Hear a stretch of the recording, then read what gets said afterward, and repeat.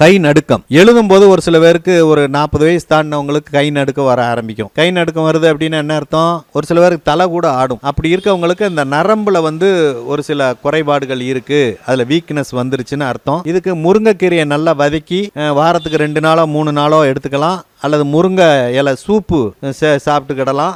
அல்லது முருங்கை இலையை நெய்யில் வதக்கி சாப்பாட்டில் மிக்ஸ் பண்ணி சாப்பிடவும் செய்யலாம். அதே மாதிரி பூனைக்காளி விதைன்னு ஒன்று இருக்குது. அந்த பூனைக்காளி விதை பொடியோ அல்லது சூரணத்தையோ எடுத்து டெய்லி நீங்க பால்ல எடுக்கும் பொழுது இந்த பிரச்சனைக்கு ஒரு நல்ல ஒரு தீர்வாக இருக்கும். பொதுவாக ஒருவருடைய ஜாதகத்துல 6ஆம் அதிபதியோட புதன் சம்பந்தப்படும் பொழுது இந்த மாதிரி நரம்பு தளர்ச்சி, நரம்பு சம்பந்தப்பட்ட பிரச்சனை, இந்த மாதிரி கை நடுக்கம் இதெல்லாம் இருக்கும். இதுக்கு அமுக்கரா சூரணம், அஸ்வகந்தி லேகியம் மிகச் சிறப்பான ஒரு மருந்து. சுகர் இல்லாதவங்க லேகியம் எடுத்துக்கிடலாம்.